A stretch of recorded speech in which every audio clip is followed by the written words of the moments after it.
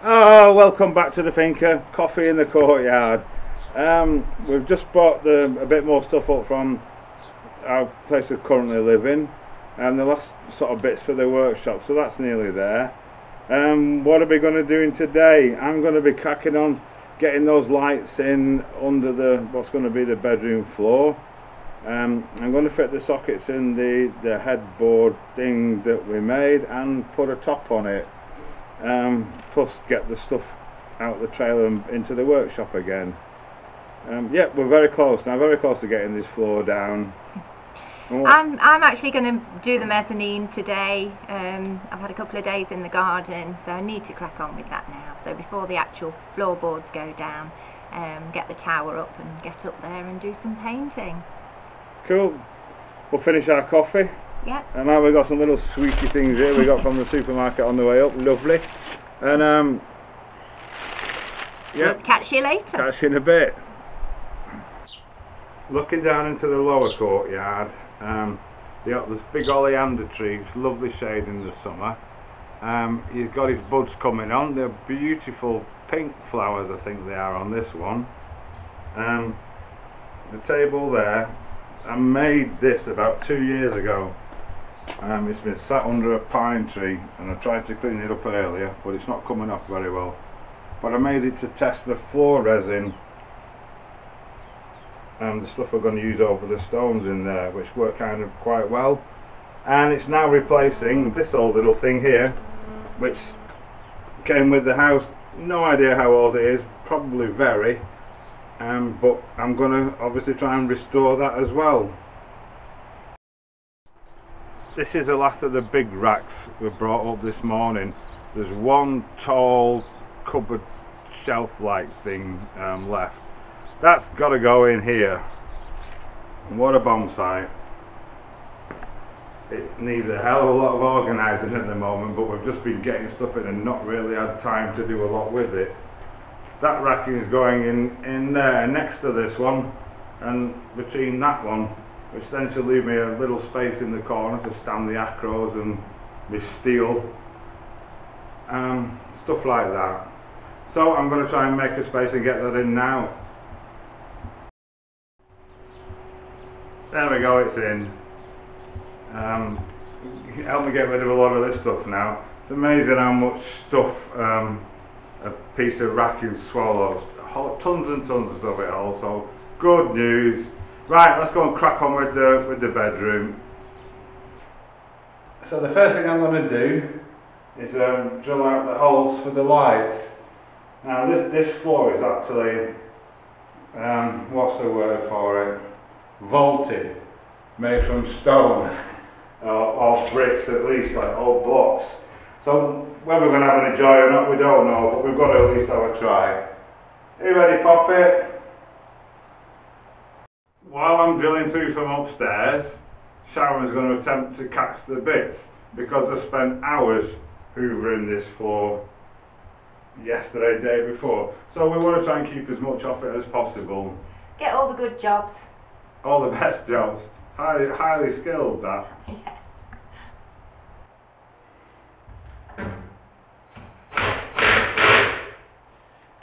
Put it on drill.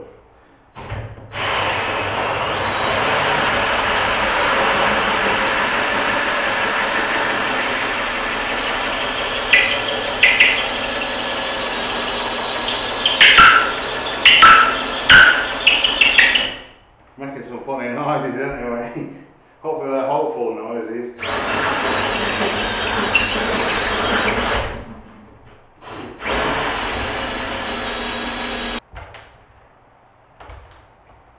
Crikey. It's doing it. Right, I'm going to carry on. We don't want to bore you to death too much. Well, disaster strikes. This isn't going to drill through those, even though they're like little brick stones. They're usually pretty soft. I've done it before, but this time it's not having it. It's even worn the teeth off my hole saw. So I'm going to replace this, because I need this for wood. And I've got another one coming. I've just ordered it, but it won't be here till tomorrow, which means it's going to be the day after before I can do these. So plan B, we're going to put the scaffold up here. Sharon's going to crack on with the mezzanine. I'll get the sockets finished and get the top put on. I can't start putting the floor in until these holes are drilled. So we'll get the sockets done and get the top put on, and we'll get this all set up for Sharon. Okay, we've got the tower in. We've actually put some OSB flooring down. I actually bought this to build a box for the generator, but it's coming to good use already. As you can see, it looks nice as a floor. It's actually level and it all seems to work well, as it will when the boards go on. So Sharon can now get easy access up to the mezzanine. You're right up there. I'm just working out this first one.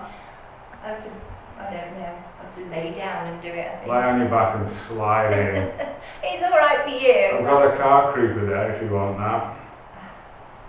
No, I've worked it out. I've got my kneeling pad. I'll be alright, thank you. Okay. Crack on then. Okay. Today's turning into one of those days.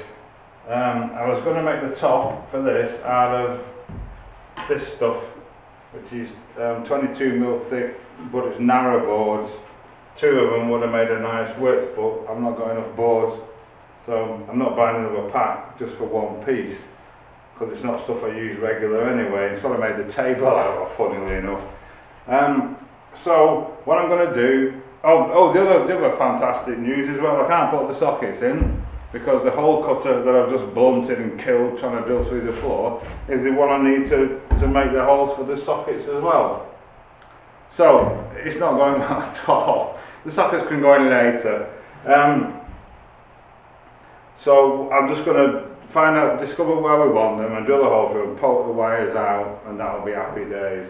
So what I'm going to do with this now, I'm going to make it out of OSB sterling board, and I'm going to clad it with 10mm thick cladding, this exact same stuff, and then I'm just going to put a nice trim along the front of it, a bit like shop fitters do in bars and things like that. It should look fine. So plan Y is it? Let's crack on. Sometimes these things take much longer than we expect. Right, we're trying to work out these sockets. What we want in here, we want a double bed super king size, which is what we've got. But with a configure, the reason for that as well is it's basically 2 singles stuck together. In the future, obviously, we want potential to rent this out as a holiday apartment, or even just for family, friends that want to stay. So we'd like an option where we can push the 2 beds apart to create 2 singles or a twin room.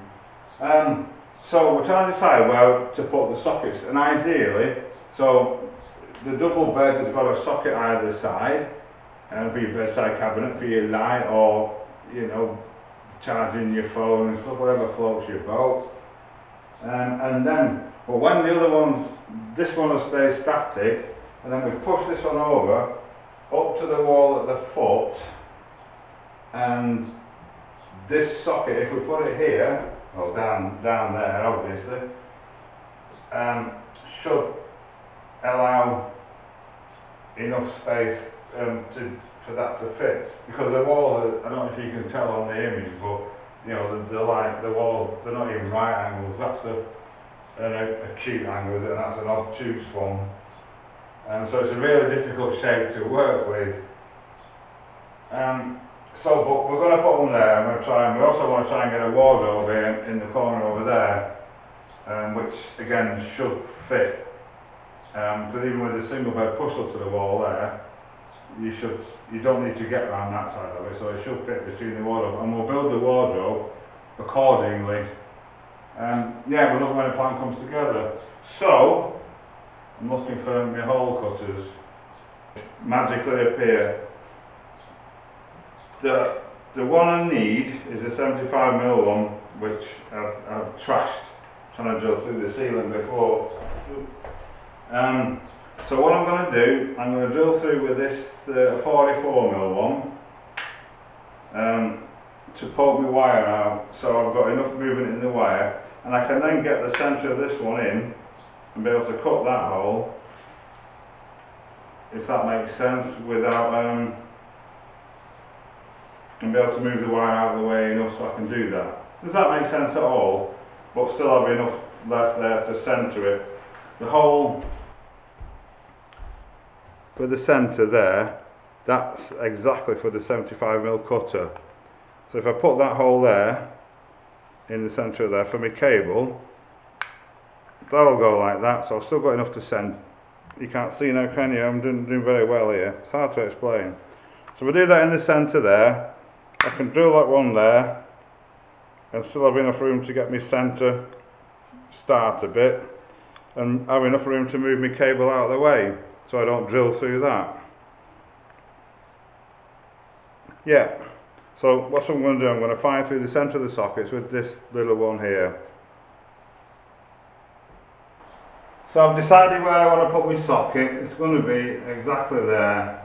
I've marked the centre and I'm now going to drill through and make the hole there.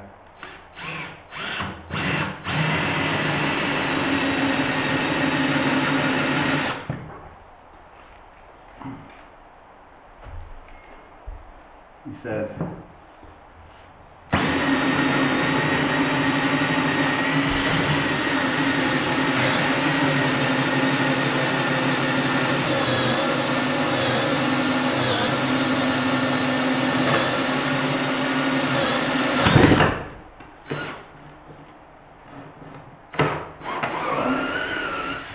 that one could be a bit sharper as well. Right, so what I've got there now, my two other holes are going to be, as it says on the back of the socket, 71mm apart. So you can see there, my centres will be there and there, so I can still get my little centre point in for the big one at the side and be able to draw, obviously with this one, a bigger hole in there. Then all that remains is to just cut out a little bit with the jigsaw and then I'll pop straight in, tighten these screws, these little connectors there, slide up and lock it in place on the wall, and then your socket's good. You just put a front on it into those screws there. Easy as that. Right, so we get these wires through. Should be able to reach that. Get the arm down enough. There we go. One, I'll do the other one now. So there you can see they're both done, both holes are cut, both wires are poking through, which means I can now put a lid on it, put the top shelf on it. Obviously if I put the shelf on it before, I won't be able to get down the back to push the wires through. It's all logical. Cool, so let's have a look at that. Sharon's still there hard at the painting, having a real battle with it, to be honest. There used to be, just behind Sharon's head there used to be a hole, it had just been worn away by water. The roof's always been leaking for some considerable time, sometime in the past. And it seems, and we found this with the walls in this part as well, when it's been leaking, something must wash through that stops or helps to stop the lime wash actually sticking to it. As you can see, it's really, they always look patchy when you first paint it, but you can see there it's really not taking well at all, whereas other parts it goes on nice and thick first time. We don't know what it is, but it's obviously going to have two coats, because once the first bit's gone on, then it'll cover fine. But yeah, if anyone's got any ideas what that might be, it's almost like some gypsum or something has been washed through, you know, because lime wash will not stick to gypsum at all. So yeah, a bit of a battle, but we're getting there still, we're always getting there. I'm going to rip this OSB down into 170 wide strips, which is what I need for the shelf upstairs. I should get 3 out of it. which are just about giving me length. It's just an off cut, so always good to use the scrap.